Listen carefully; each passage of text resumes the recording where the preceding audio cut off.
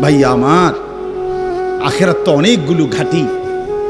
এক নম্বরে হচ্ছে জান কবজ হওয়া, মৃত্যু, এরপরে কবর, এরপরে হাসরের মাঠ, এরপরে মিজান, এরপরে ফুলসিরাত, এরপরে জান্নাত জাহান্নাম, এবং এক একটা হাজার হাজার বছরের লম্বা ঘাটি।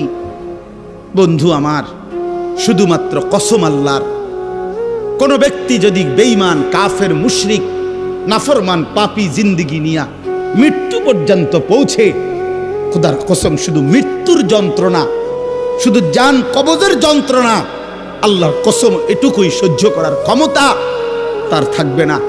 এই জান কবজের যন্ত্রণার সামনে তার 60 বছরের দুনিয়া যা ভোগ করছিল, মজা করছিল, 1 সেকেন্ডে ভুলে যাবে। ইমানদার, আমি শুধু এই কথাটাই এখন শুনাইতে চাই। এই তর্জমাটা বললে আমার কথা শেষ। এটাই আমার বক্তব্য। ভাইয়া, কবরে লম্বা সময় থাইকা কি কষ্ট পাইবা? বেনামাজি সন্তান, হারাম উপার্জনকারী বাবারা, বেপর্দা মা বোন, সেটা তো লম্বা বিষয়।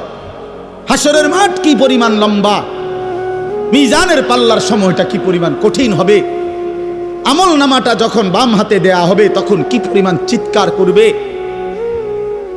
ফুলসিরাত পার হতে 30,000 বছরের রাস্তা, এই অন্ধকারাচ্ছন্ন রাস্তা কিভাবে পার হবে সে তো পরে লম্বা বিষয়। শুধু জান কবজের সময় মৃত্যুর, যেটাকে বলে রুহু কবজ হওয়া, মৃত্যুবরণ করা, এই কষ্টটাও তো সহ্য হইবে না। এই কষ্টটা তো সহ্য হবে। কোরআনুল কারীমের মধ্যে 4 জায়গায় আল্লাহ তাআলা মোট মৃত্যুর যন্ত্রণার কথা বলছেন। 1 নাম্বার, ওয়াজাআত সাকরাতুল মাউতি বিল হক যালিকা মা কুনতা মিনহু তাহিদ। রব্বুল আলামিন বলেন, বান্দা শুনে নাও, সত্য সত্যই মৃত্যুর যন্ত্রণা আসবে। সাকরাতুল মাউত বলে এটাকে। মৃত্যুর যন্ত্রণা মানে এই জান কবজের সময়, রুহু কবজের সময়ের যন্ত্রণা, মৃত্যুর সময়ের যন্ত্রণা। কোরআনুল কারীমের মধ্যে আল্লাহ বলেন, ওয়ালাউ তারা ইযিয যালিমুনা ফি গামারাতিল মাউত। আল্লাহ বলেন, শোনো বান্দা, আল্লাহর নবীকে বলেন, বন্ধু আপনি যদি একটা নজর দেখতেন জালেমের মৃত্যু যন্ত্রণা কতটা ভয়ানক হবে। ইযিয যালিমুনা ফি গামারাতিল মাউত ওয়াল মালাইকাতু বাসিতু আইদিহিম। ফেরেশতারা ওই নাফরমান পাপীকে ডাক দিয়ে বলবে, হাত বাড়িয়ে বলবে ফেরেশতারা, আখরিজু আনফুসাকুম, হে অসৎ আত্মার রূহ, এই নাফরমানের শরীর থেকে বের হও। বের হতে চাইবে না, সারা দেহের মধ্যে নাফরমানের রূহ দৌড়াবে। মালাকুল মউত আজরাইল একটা টান দিয়ে যখন রূহটাকে ছিঁড়ে বের করবে, কলিজা থেকে বের করবে, একটা টানে কণ্ঠনালীর কাছে চলে আসবে। আল্লাহ বলেন, ফালাউলা ইদা বালাগাতিল হুলকুম, কণ্ঠনালীর কাছে যখন রূহটা চলে আসবে, নাফরমান তোর ক্ষমতা থাকলে এবার বাধা দাও না, দাও, বাধা দাও, থামাও তোরে। এ না তোমার বন্ধু, এ না তোমার বাপ, থামাও এরে, এ তো মরে যাচ্ছে, তারা ধরে রাখো, ধরে রাখো। পারা যাবে তো? কথা বলেন না কেন? আল ইয়াউমা তুজজাউনা আযাবাল হুন। আল্লাহর ফেরেশতারা জান কবজের মুহূর্তে, খোদার কসম আল্লাহ বলছে, জান কবজের সময় বলবে, মনে রাখিস না ফরমান, আজকে তোরে কবরে নিয়া চূড়ান্ত তোরে আযাব, শাস্তি ভোগ করাবো। তুই বুঝবি পীড়া কারে কয়। মাস্তানি, মাতবরি, সুদের টাকা, ঘুষের টাকা, বাটপারি, চিটারি, অহংকার, দম্ভ, তুই আয়, আয় না ফরমান, তোর এখন দেখাবো। আল ইয়াউমা তুজজাউন, আজকে দেখাবো আযাবাল হুন, লাঞ্ছনা কর আযাব। আও, কবরের প্রথম ঘন্টা, কবরের প্রথম ঘন্টাতেই তুমি বুঝবা আখিরাত কত কঠিন। রাসূলুল্লাহ সাল্লাল্লাহু আলাইহি ওয়াসাল্লাম বলেন, কবরে যেই নাফরমান প্রশ্নের জবাব দিতে পারবে না, তিনটি প্রশ্নের, তো আল্লাহ তাআলা বলবেন কাযাবা আবদি, ফেরেশতা আমার এই নাফরমান বান্দা মিথ্যা বলেছে। ফাআফরিশুহু মিনান নার ওয়ালবাসুহু মিনান নার, আমার নাফরমান বান্দার কবরে জাহান্নামের বিছানা বিছায় দাও, ওরে জাহান্নামের পোশাক দিয়ে আবৃত করে দাও। ওয়াফতাহু লাহু বাবান ইলান নার, জাহান্নাম বরাবর তার কবর থেকে দরজা খুলে দাও, কবর খুলে দাও। ওফো, আল্লাহর নবী সাল্লাল্লাহু আলাইহি ওয়াসাল্লাম বলেন, তখন কবর তারে, ফেরেশতা যখন তাকে রাইখা যাবে, কবর তারে ডান দিকের মাটি বাম দিকে একটা চাপ দিবে, বাম দিকের মাটি ডান দিকে চাপ দিবে। আল্লাহর কসম, নবী বলছে হাত্তা তাখতালিফা আদলাউহু, ডান পাশের হাড্ডি এবং এই পাঁজরের হাড্ডিগুলো করকর করে ভাঙ্গা বাম দিকে চলে যাবে, বাম দিকের গুলো ডান দিকে চলে যাবে। ভাইয়া আমার, তুমি তোমার উপরে রহম করো। বাপ আমার, আপনাদেরকে বলি, হারামের টাকা উপার্জন কইরা, সুদের টাকা, কিস্তির টাকা, ঘুষের টাকা, ওজনে কম দেওয়া টাকা, হারাম ব্যবসার টাকা, বাটপারি সিটারির টাকা দিয়া বংশ, ফ্যামিলি, স্ত্রী, সন্তানের জন্য রাইখা যাইয়েন না। ওরা আমনেরে বরবাদ করবে, আপনি নিজেও বরবাদ হইলেন, ওরারও বরবাদ করবে। শুধু শুধু শুধু শুধু আপনি মূল্য পৃথিবীতে কামাই রোজগারই থাকবে, আর পৃথিবীতে যেত রোজগার থাকবে আপনার ফুতেই কামাই করতে পারবো। আপনি হালাল ভাবে যে দূর পারেন করে দিয়েছে, বাকিটা আপনার ফুতে করবে। না পড়লে মরে যাবে, অসুবিধা কি? না খাইয়া যদি কেউ মরে যায়, তাহলে মৃত্যুবরণ করা তো বেজ্জুতি, ঠিক না? কথা বলেন না কেন? না না, বলেন বলেন। কেউ মরে যাওয়া এটা কি শরমের কথা নাকি? ভাই বলো, ছেলে বলো। আরে ছি ছি ছি ছি, ওটা মরে গেল, কেমন শরমের কথা এটা? এমন এটা কথা হইলো কোনো?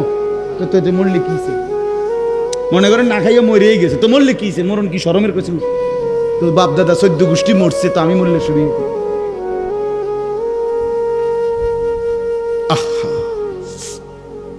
এজন্য বন্ধু, আল্লাহ তাআলা বলছেন ওয়ালাউ তারা ইদিয যালিমুন, এই শোনেন বন্ধু, আপনি যদি একটা নজর দেখতেন।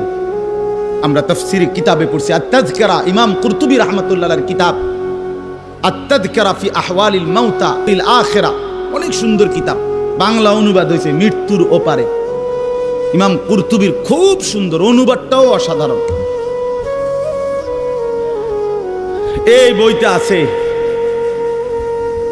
ইব্রাহিম আলাইহিস সালাম একবার আজরাইলকে বলছিল, মালাকুল মউত আজরাইল, নাফরমানের জান কবজ করবার সময় তুমি যেই চেহারাটা হয় তোমার, ওটা আমার একটু দেখাও। মালাকুল মউত আজরাইল বলছিল, হে আল্লাহর নবী, কসম আপনি এটা দেখতে চাইেন না, আপনি সহ্য করতে পারতেন না। ইব্রাহিম আলাইহিস সালাম বললেন, না মা আজরাইল, আমি এটা দেখুমই, তুমি আমারে দেখাও একটা নজর।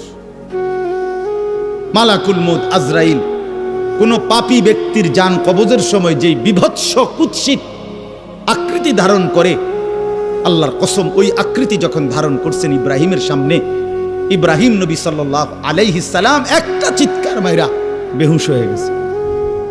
লম্বা সময় পরে যখন হুঁশ আসছে, তো আমি নিজে পড়ছি কিতাবে, আরবি কিতাবে, ইব্রাহিম আলাইহিস সালাম আল্লাহকে বলছে, আয় আল্লাহ, আপনার জাতের কসম মাওলা, কোন নাফরমান পাপী তার কবরের আযাব, আখিরাতের আযাব, জাহান্নামের আযাব কিছুই লাগবে না, শুধু মালাকুল মউত আজরাইলের এই বিভৎস দৃশ্য যদি সে একবার দেখে, তো তার 60 বছরের নাফরমানির শাস্তির জন্য এটাই যথেষ্ট।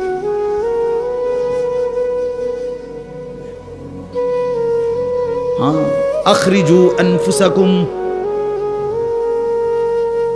এখানেও আল্লাহ তাআলা এই কথাটা বলছে, ফালাউলা কাল্লা ইদা বালাগাতিত তারাকিয়া। আল্লাহ তাআলা বলেন, কখনোই না বান্দা, অর্থাৎ কোনোভাবেই থামাইতে পারবে না, ইদা বালাগাতিত তারাকিয়া, প্রাণ যখন, রূহ যখন কলিজা থেকে ছিঁড়ে ফেরেশতা মালাকুল মউত টান মারবে, যখন কণ্ঠনালীতে পৌঁছে যাবে, তখন আর কোনো নাফরমান, কোনো তওবা, কোনো ইস্তিগফার, কোনো চিৎকার, কোনো ঝাড়, কোনো ফুক, কোনো ডাক্তার, কোনো কবিরাজ, কোনো বৈদ্য, কোনো কিছু দিয়েই আর নিজেকে ফেরাইতে পারবে না। ইদা বালাগাতিত তারাকিয়া, যখন কণ্ঠনালীর মধ্যে ফেরেশতা টান দিয়ে বের করে ফেলবে রূহ, কলিজা থেকে কলব থেকে রূহকে টেনে ধরবে, যখন কণ্ঠনালীতে চলে আসবে, ওয়াকিলা মান রাক, আশপাশের সকলেই তখন বলবে এই ব্যক্তি যে ছটফট করতেছে তারে এখন কোন কবিরাজ দিয়া ঝাড়াবে। সবাই ডাক্তার, কবিরাজ, বৈদ্য, ওঝা খুঁজবে, দেখো না কার কে পরিচিত আছে, ডাকো, আরে বাঁচাইবার চেষ্টা করো। ওয়ান্না আন্নাহুল ফিরাক, আল্লাহ বলে কিন্তু ওই ব্যক্তি ঠিকই বুঝে ফেলেছে আজকে তাকে নিশ্চিত এই পৃথিবী থেকে বিচ্ছিন্ন হতে হবে। আত্মীয় স্বজন তারা যদিও ডাক্তার কবিরাজের জন্য চিল্লাচিল্লি করছে, কিন্তু লোকটা নিজেই বুঝে ফেলবে আন্নাহুল ফিরাক, তাকে এখন এই দুনিয়ার মায়া থেকে বিচ্ছিন্ন হইতেই হবে। কারণ মালাকুল মউত তো রূহটা ছিঁড়া ফেলছে, কলিজা থেকে টান দিয়া ফেলছে, আর তো ফেরত যাবে না, আর তো ফেরত যাবে না। ইন্নাল্লাহা ইয়াকবালু তাওবাতাল আবদি মা লাম ইউগারগির, নবী সাল্লাল্লাহু আলাইহি ওয়াসাল্লাম বলেন নিশ্চয়ই আল্লাহ তাআলা বান্দার তওবা কবুল করেন যতক্ষণ পর্যন্ত না মৃত্যুর গড়গড়া শুরু হয়, ওর আগ পর্যন্ত। ফেরেশতা টান দিলে মৃত্যুর যখন গড়গড়া শুরু হয় তখন যদি কোনো বান্দা তওবা করে আল্লাহ তাআলা সেই তওবা কবুল করে না। এবারে দম টানে, একেবারে সোজা হইয়া গেছে। এই সময় হুজুর আনছে 200 টাকা দিয়া, হুজুর আব্বারে গুদ্দুর বেহেশত বুঝ কইরা দেন, তওবা ফরাইয়া দেন, তওবা। এই সারা জিন্দিগির সিটারি বাটফারির তওবাটা এই 200 টাকা দিয়া আব্বারে মিল কইরা দেন। হ্যাঁ, বেহেশত দিয়ে দিব। বেহেশত হুজুরের আব্বার সম্পত্তি। হ্যাঁ, কথা বলেন না কেন? বেহেশত হুজুরের বাপের সম্পত্তি। এটা তো এটা কি ধরনের তওবা, কিসের তওবা এটা? এই ব্যাটার তো কোনো এহসাসে নাই। আরে বোঝেন নাই আমার কথা? তার তো কোনো অনুভূতিই নাই, হে তো লড়েও না, বুঝেও না, হে তো জানে না কিসের করছে, কি করতেছে। আল্লাহ তাআলা বলছে ওয়াল্লাযীনা ইযা ফাআলু ফাহিশাতান আও যালামু আনফুসাহুম যাকারুল্লাহ ফাস্তাগফারু লিযুনুবিহিম। আল্লাহ বলছে আমার বান্দা যত বড় নাফরমানি করুক, করতে করতে যদি বড় থেকে বড় জুলুমও করে, কিন্তু তৎক্ষণাৎ যদি আমি আল্লাহকে স্মরণ করে আর আমার কাছে 2 হাত তুলে মাফ চায়, পিছনের গুনাহ যদি ছেড়ে দেয় আর করবে না যদি ওয়াদা দেয়, খোদার কসম কোরআনে আছে, আল্লাহ বলেন বান্দা আমি পুরাপুরি 100% মাগফিরাত দিয়ে দেব, পুরা মাফ। উলাইকা জাযাউহুম মাগফিরাতুম মির রাব্বিহিম। যখন তোমার বুঝ ছিল তখনই তুমি তওবা করছিলা, ঠিক আছে, কিন্তু যখন মৃত্যুর যন্ত্রণা শুরু হয়ে যায় তখন আর তওবা কবুল হয় না। ওয়ালাইসাতিত তাওবাতু লিল্লাযীনা ইয়ামালুনাস সাইয়্যাত হাত্তা ইযা জাআ আহাদাহুমুল মাউতু ক্বালা ইন্নী তুবতুল আন। এই যে কোরআন শরীফের আয়াত, আল্লাহ বলেন ওই ব্যক্তির তওবা তওবা নয়, পুরা জিন্দেগি নাফরমানি করেছিল, অতঃপর যখন মৃত্যুর সময় আসলো আজরাইল উপস্থিত হলো, এখন বলতেছে আমি আল্লাহ এখন তওবা করলাম। আল্লাহ বলে না বান্দা এমন তওবা হবে না। তাইলে তওবা করবেন কখন? এখন। কখন বাবা? এখন। এখন আজ দিমাগ আছে যখন, আকল আছে যখন, বুঝ আছে যখন। আল্লাহ আমাদেরকে বুঝার তৌফিক দান করেন। ওয়ালতাফাতিস সাকু বিসাক, আল্লাহ বলেন নাফরমান তখন ভয়ে আর আতঙ্কে মালাকুল মউত তাকে টেনে বের করছে। আজরাইল এসে সামনে দাঁড়ানোর সাথে সাথে নাফরমান এই পরিমাণ ভয় পেয়ে গেছে। ওয়ালতাফাতিস সাকু বিসাক, 2টা পায়ের গোসা, মানে পায়ের গোসা বোঝেন না, গোড়ালি নিচের অংশ আর কি, জুতা পরি আমরা যেটা, এই গোসা আল্লাহ বলেন এক গোসার সাথে আরেক গোসা, মানে 2 পাও এইভাবে মিল্লা গেছে, এটা যে একটু নড়াবে একটু একটার উপর একটা উঠাবে অথবা কদ্দুস সরাবে, ভয়ে আতঙ্কে আল্লাহ বলেন নাফরমান, এটাও ভুলে যাও। পাউটা নাড়াবার ক্ষমতাও হবে না। ইলা রাব্বিকা ইয়াউমা ইদিনিল মাসাক। আল্লাহ তাআলা বলেন এই অবস্থাতেই আমি আল্লাহর কাছে ফিরতে হবে, ফিরতে হবে। মৃত্যুর ভীষণ বড় যন্ত্রণা হবে। অর্থাৎ এখানে ফেরেশতা প্রথম তো টান দিবে, ফুলের মতো ছিঁড়া ফেলবে। ফুল যেভাবে গাছ থেকে ছিঁড়ে ফেলে, কলিজা থেকে রুহ তো ছিঁড়ে ফেলবে, কণ্ঠনালীর কাছে আটকায়া যাবে। তখন সে বারবার চেষ্টা করবে নিজের রুহ ফেরত নিতে, কিন্তু ফেরত নিতে পারবে না। আল্লাহ তাআলা বলেন মৃত্যুর মারাত্মক সাকরাতুল মউত তখন শুরু হবে, ভীষণ যন্ত্রণায় শরীর পাওটাও নাড়াইতে পারবে না। এই অবস্থাতেই, এই জোরাজুরি টানাটানি অবস্থার মধ্যে তাকে আল্লাহর কাছে ফিরতে হবে। এবার আল্লাহ শেষ কথা বলে, এবার শুনো বান্দা, এই নাফরমানের মৃত্যু যন্ত্রণা এতটা ভয়ানক কেন হলো এই লোকটার? আল্লাহ তাআলা বলেন ফালা, ওই ভাই ছেলেরা শোনো, ভাই আবার শোনো, যা এই ধমকাইছি, খোদার কসম দুশ্মনী নিয়ে ধমকাই নাই, তোমার সাথে কোনো বিদ্বেষ নিয়ে ধমকাই নাই, কলিজা ভরা এটুকু ফিকির নিয়েই বলি যে এক ছেলে বদলে যাক, একটা নওজোয়ান বদলে যাক, সারা দিনের চিৎকার চেঁচামেচির দ্বারা, এই দিবানিশির এই বলার দ্বারা যদি একটি বাচ্চাও, একটা ছেলেও, একটা কিশোর, একটা যুবক, একটা তরুণ, একটি মুসলমানের মা মেয়ে যদি বদলায়, হতে পারে ওই একজনের উসিলায় আল্লাহ আমাদেরকে মাফ করে দেবে। এই আশায় ভাইয়া, এই আশায় যুবক ভাইয়া, তোমরা ইসলামের দিকে ফেরা দরকার, তোমরা আল্লাহর দিকে ফেরা দরকার। চারিদিকে সারা পৃথিবী জুড়ে সমস্ত ষড়যন্ত্র ইসলামের বিরুদ্ধে, মুসলমানের বিরুদ্ধে। তোমরা দেখছো ভাইয়া, গাজার মধ্যে মুসলমানের রক্তে ভাসতেছে, ফিলিস্তিনে মুসলমানের রক্তে ভাসছে, আজ আবার লেবাননে মুসলমানের রক্তে জমিন ভেসে গেছে। এত রক্ত প্রতিদিন মুসলমানের ঝরছে, এরপরও কেমনে নামাজ না পইরা থাকো, এরপরও কেমনে দুশ্মনের মতো চলাফেরা করো, কার মতো চুল সাজাইলা, কার মতো জামা পরলা, কার মতো নিজেকে পরিচয় দিলা, যেই বেঈমানদের সাথে তোমার চুল, জামা, শরীর, প্যান্ট, কথাবার্তা মিলাইছো, খোদার কসম ওরা তো প্রতিদিন মুসলমানের রক্তে জমিন ভাসায় দিচ্ছে, প্রতিদিন ভাসায় দিচ্ছে। এটা তো ভাবা উচিত, ভাবা উচিত।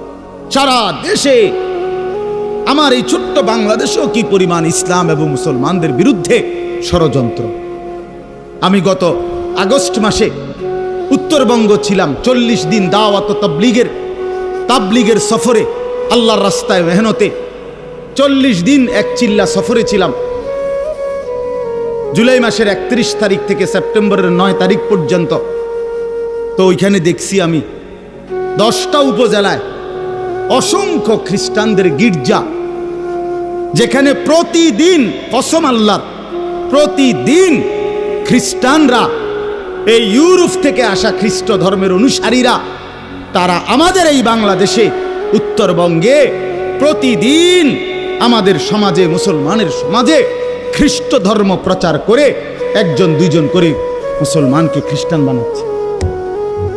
আমি নিজ চোখে দেখছি, কমপক্ষে 50টা গির্জা দেখছি একটি জেলার মধ্যে। 40 দিন 26 জন সাথী দাওয়াত তাবলীগের নিসবতে রাত দিন আলহামদুলিল্লাহ আল্লাহ করাইছে, মেহনত করছে। 16 জন আলেম ছিল আমাদের জামাতে। 40 দিন পরে আলহামদুলিল্লাহ কাকরাইলে যখন আমরা, এই দিনাজপুর এক জেলা থেকে জামাত বের হইছে, আল্লাহই করাইছেন, আল্লাহর দয়ায় পরবর্তীতে আমাদের এই জামাত আমরা নিয়ে আসছি।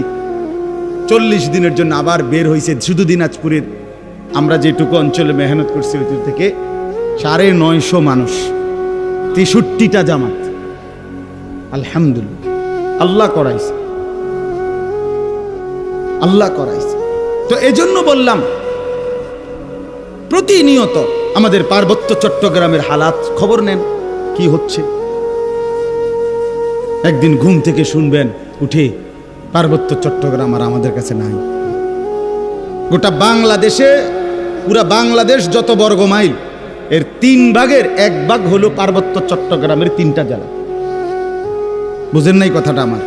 সারা বাংলাদেশের আয়তন যে দূর, এটা যদি 3 ভাগ করে, শুধু 3 জেলা, রাঙ্গামাটি, খাগড়াছড়ি, বান্দরবন, পার্বত্য চট্টগ্রামের এই 3 জেলাই 1/3 বাংলাদেশে। বুঝেন হিসাব? হ্যাঁ, পুরা উত্তরবঙ্গ প্রতিদিন কাফের কাদিয়ানি, প্রত্যেক দিন তারা মুসলমানদেরকে কাদিয়ানিতে বানানোর জন্য তাদের কার্যক্রম করছে, অসংখ্য মানুষ। অথচ সারা পৃথিবীর মুসলমানের কাছে, ওলামায়ে কেরামের কাছে, সারা পৃথিবীর মুসলমানের কাছে একথা স্পষ্ট অকাট্য যে কাদিয়ানিরা 100 কাফের, 100 কাফের, 100 কাফের, 100% কাফের। কাদিয়ানি একটি ভিন্ন ধর্ম, ইসলাম একটি ভিন্ন ধর্ম। ইসলাম এবং কাদিয়ানিয়াত এক ধর্ম হইতে পারে না, এক ধর্ম হইতে পারে। প্রকাশ্য কাফের, প্রকাশ্য কাফের। জানো না মিয়া, এই বেঈমানরা নিজেদেরকে আহমদিয়া মুসলিম বলে। কিসের আহমদিয়া মুসলিম? তুই বেটা, মুসলমান তো মুসলমান। কোরআনে আল্লাহ বলছেন হুয়া সাম্মাকুমুল মুসলিমিন। আল্লাহ তাআলা বলছে তোমাদের নাম তোমাদের পিতা ইব্রাহিম রেখেছেন মুসলমান। আবার আহমদিয়া মুসলমান কিতা? আলগা শব্দ লাগালা কেন? মুসলমান তো মুসলমানই, এটার লগে আবার আলগা টাইটেল লাগানোর কি দরকার আছে? সাদা মুসলমান, কালা মুসলমান, হ্যাঁ চিটেঙ্গা মুসলমান, এটা কিতা? এটা কোনো দরকার আসেনি? আপনি বলেন না, মুসলমান তো মুসলমান। ওয়ামান আহসানু কাওলাম মিম্মান দা ইলাল্লাহ ওয়া আমিলা সালিহান ওয়া ক্বালা ইন্নানি মিনাল মুসলিমিন। এই যে আল্লাহ বলছে সর্বোত্তম মানুষ, সর্বশ্রেষ্ঠ মানুষ হলো 3 ব্যক্তি। 1 নম্বরে যে মানুষকে আল্লাহর দিকে ডাকে, 2 নম্বরে যে যাবতীয় নেক আমল করে, 3 নম্বরে সর্বদাই যে নিজেকে মুসলমান পরিচয় দেয়। কি পরিচয় দেয়? আমি মুসলমান, নাকি আমি ঢাকাইয়া মুসলমান, আমি মুসলমান, খাস খালাস। আল্লাহ আমাদেরকে মাফ করে দেন। আমার ভাই, আমার ছেলেরা, আমার নওজোয়ানরা ফেরা দরকার। ইসলামের জন্য জান বাজি না রাখলে, আল্লাহর দ্বীনের জন্য আমরা ফিকিরি না করলে, নিজের ঈমান, নিজের ইসলাম, নিজের আমল, নিজের আখলাক সুন্দর না করলে ভাইয়া পারতা না। স্লোগান দেওয়া আর জীবন দেওয়া এক কথা না। স্লোগান দেওয়া সহজ ভাইয়া, তো দুশ্মনের মোকাবেলায় দাঁড়ানো কঠিন, কঠিন। এই জন্য ভাই, নিজের কলিজার ভিতরে যদি ঈমান না থাকে, আখিরাতের ফিকির না থাকে, কপালে যদি সেজদা না থাকে, তুমি কাফেরের মোকাবেলায় দাঁড়াইতে পারত না, মাহাদির পক্ষে থাকতে পারত না, দাজ্জালের বিরুদ্ধে লড়তে পারত না। আল্লাহ আমাদের প্রত্যেকটা যুবককে মাহাদির সৈনিক বানিয়ে দেন। শেষ কথা হলো এটাই বলতেছিলাম, কেন মৃত্যু যন্ত্রণা হবে, জান কবজের কষ্ট হবে কার? আল্লাহ বলেন কেন? এই ফালা সাদ্দাকা ওয়ালা সাল্লা। আল্লাহ বলেন কারণ হলো সে আমি আল্লাহর কথায় বিশ্বাস করে নাই, আমি আল্লাহর উপরে বিশ্বাস করে নাই, এবং ওয়ালা সাল্লা 5 ওয়াক্ত নামাজ আদায় করে না। এজন্য ভাইয়া, যার ঈমান নাই তার মৃত্যু যন্ত্রণা হবে, যার নামাজ নাই আল্লাহ বলছে সে ভীষণ কষ্ট পাবে মৃত্যুর সময়। আর বাকিটা তো আছে, ওয়ালাকিন কাযযাবা ওয়া তাওয়াল্লা, বরং সে আমি আল্লাহর উপরে মিথ্যা আরোপ করেছে, ঈমান আনে নাই। ওয়া তাওয়াল্লা, আমার প্রতিটা হুকুম থেকে মুখ ফিরাইয়া নিছে। আল্লাহ বলেন সুম্মা যাহাবা ইলা আহলিহি ইয়াতামাত্তা, আমার নাফরমানি করছে, আমার বিরুদ্ধাচরণ করছে, আমার হুকুমের উল্টা করছে, অথচ এর পরেও স্ত্রী সন্তান পরিবারের মাঝে গর্ব কইরা, অহংকার কইরা, আনন্দ ফুর্তিতে জিন্দিগি কাটাইছে। চিটারি, বাটপারি, অন্যায়, দুর্নীতি, অনিয়ম, নামাজ নাই, বন্দিগি নাই, হালাল হারামের পার্থক্য নাই, এরপরেও গড় সংসার বউ বাচ্চার মধ্যে এভাবে চলছে। মনে হয় যেন কোনো টেনশনই নাই। আল্লাহ বলেন এই অহংকারী, এই গাদ্দারির কারণে মালাকুল মউত আজরাইল যখন রুহু কবজ করবে তখন কলিজা থেকে রুহুটা ছিঁড়া ভিড়া এরপরে কবজ করবে। আল্লাহ আমাদেরকে মাফ করে দেন। আল্লাহ তাআলা শেষ বলেন, আমি যেটুকু পড়ছি, আউলা লাকা ফাআউলা সুম্মা আউলা লাকা ফাআউলা। আল্লাহ বলেন, বান্দা, এই বান্দা, আমি 4 বার বলছি বান্দা, 4 বার তোমার জন্য দুর্ভোগ, তোমার জন্য দুর্ভোগ, তোমার জন্য দুর্ভোগ, তোমার জন্য দুর্ভোগ। 4 বার আউলা লাকা ফাআউলা সুম্মা আউলা লাকা ফাআউলা। কয়টা হলো? 4টা। কেন 4টা কেন? 1, তোমার জান কবজের সময় তোমার দুর্ভোগ। 2, তোমার কবরে দুর্ভোগ। 3, হাসরের মাঠে দুর্ভোগ। 4, জাহান্নামে দুর্ভোগ। তুমি জান কবজের সময়ও কষ্ট পাইবা, তুমি কবরেও কষ্ট পাইবা, তুমি হাসরেও কষ্ট পাইবা, তুমি জাহান্নামেও কষ্ট পাইবা। আউলা লাকা ফাআউলা সুম্মা আউলা লাকা ফাআউলা। আয়াহসাবুল ইনসানু আন ইউতরাকা সুদান। আল্লাহ তাআলা বলছে, মানুষ তুমি কি ভেবেছো আমি তোমাকে এমনি এমনি ছেড়ে দেব না? কি ভাবছো? এমনি এমনি অনর্থ কোন উদ্দেশ্য ছাড়াই আমি তোমার এমনি বানাইছি না? ফাহাসিবতুম আন্নামা খালাকনাকুম আবাতান। আল্লাহ তাআলা বললেন, বান্দা তুমি কি এই ভেবেছো আমি তোমাকে বেহুদা বানাইছি? এ খাইবার ফুর্তি করবা, নাচবা গাইবা? না ভাই, আল্লাহ তাআলা আমাদের প্রত্যেককে ঈমান দান করেন, তাকওয়া দান করেন, গুনাহ থেকে বাঁচবার মতো হিম্মত দান করেন। আল্লাহ তাআলা আমাদের প্রত্যেককে 5 ওয়াক্ত নামাজ জিন্দেগি সুন্দর করার তৌফিক দান করেন। ইনশাআল্লাহ আল্লাহ তাআলা সবাইকে কবুল আর মঞ্জুর করেন। নওজোয়ান ছেলেরা সহ সবাই মেহেরবানি করে মনোযোগের সাথে হযরত বয়ান করবেন। হযরত আমারও অনেক বেশি শ্রদ্ধেয়। ইনশাআল্লাহ হযরতের বয়ান মনোযোগ দিয়ে শুনে দোয়া করে এরপরে আমরা যাওয়ার চেষ্টা করি। আল্লাহ তাআলা সকলকে উত্তম তৌফিক দান।